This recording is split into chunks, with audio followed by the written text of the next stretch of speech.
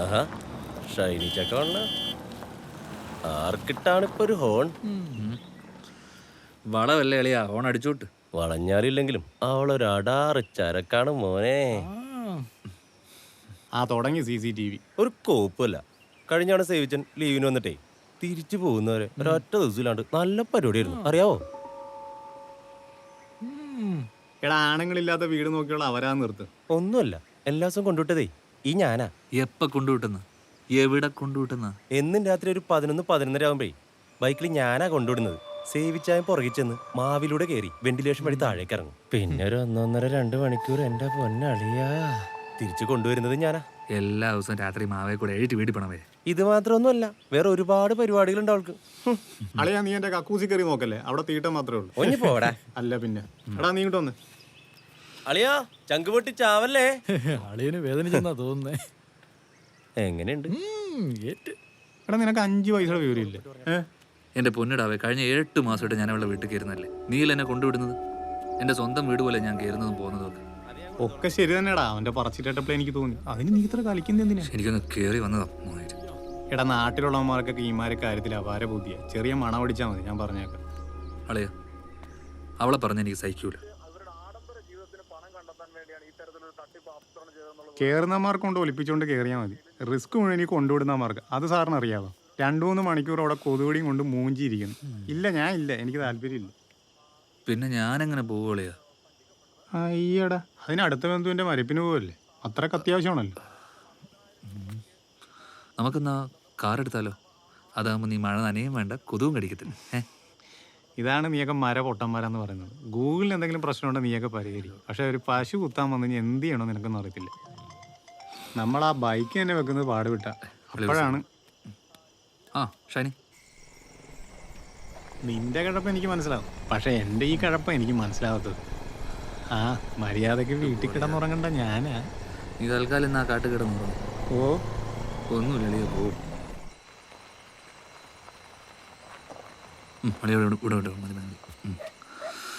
Okay അളിയാ രാജധാനി അറിയാൻ പ്രതീക്ഷിക്കുന്നത് പുനരൂർ പാസഞ്ചർ ആവല്ലേ. മൂട് കളയല്ലേ, പോയാടുന്നു.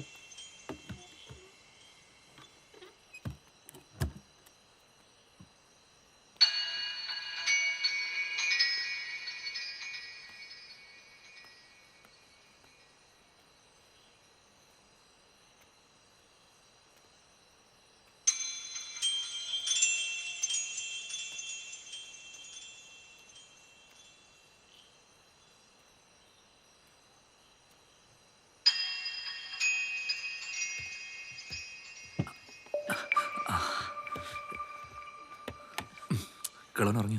ലൈറ്റ് ഉണ്ടായിരുന്നോടാ? ഇല്ലെന്ന് തോന്നുന്നു. ഇങ്ങോട്ട് മൂന്നാലായി പോയിട്ട് ഞാൻ മെമ്പർ വിളിച്ചൊന്നും പറഞ്ഞില്ല.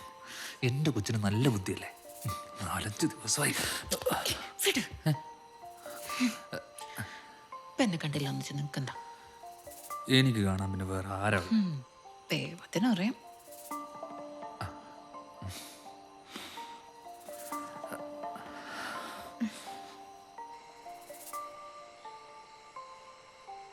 എന്ത് പറ്റി എൻ്റെ കൊച്ചിന്?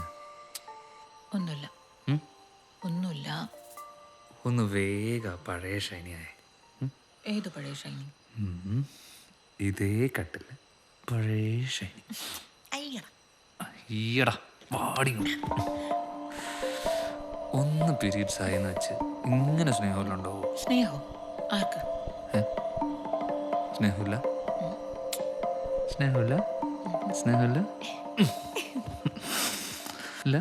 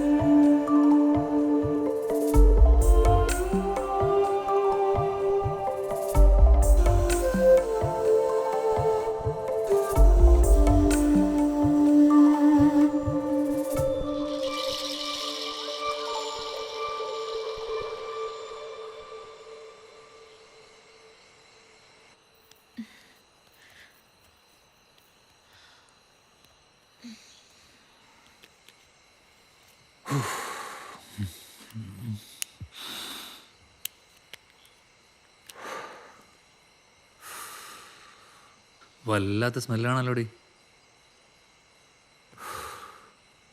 ഇതുവരെ ഇത്രയില്ലായിരുന്നല്ലോ. 24 മണിക്കൂർ ഇത് അനുഭവിക്കുന്ന ഞാൻ എന്ത് പറയണം?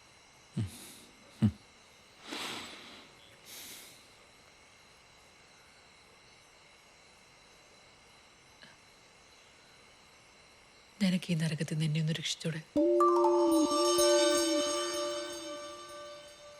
3-4 കൊല്ലായി ഞാൻ ഇതിനകത്ത് കിടന്ന് അനുഭവിക്കുക. മനസ്സിൽ പിടിച്ചൊരു ഗ്ലാസ് വെള്ളം കുടിച്ചിട്ട് എത്ര കാലായി എന്നറിയോ? മടുത്ത് പണ്ടാരടങ്ങി നിൽക്കുക ഞാൻ. എത്ര ചെയ്തിട്ടെന്ത് കാര്യം? എത്ര കാലം ഇനി ചെയ്യണം?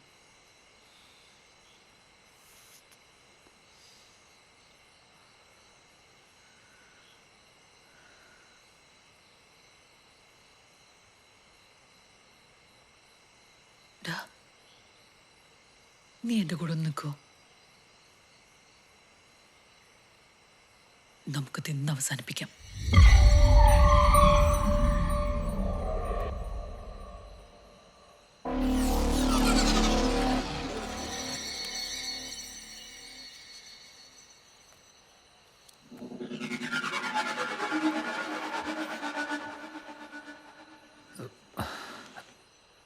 ഡാ, എൻ്റെ പൊന്നു ഷൈനി, എനിക്ക് പേടിയാ. നീ സമാധാനത്തോടെ ഒന്ന് കേക്ക്. 3-4 കൊല്ലായി പരുവത്തിൽ കിടക്കുന്ന അമ്മച്ചി ഒരു ദിവസം രാവിലെ മരിച്ചെന്ന് കേട്ടാ ആർക്കാടെ സംശയം തോന്നേ? ആരാ പരാതി പറയാൻ വരുന്നേ? ആരെങ്കിലും എടുത്ത് പോസ്റ്റ്മോർട്ടം ചെയ്യാൻ കൊണ്ടുപോകും എന്നൊക്കെ തോന്നുന്നുണ്ടോ?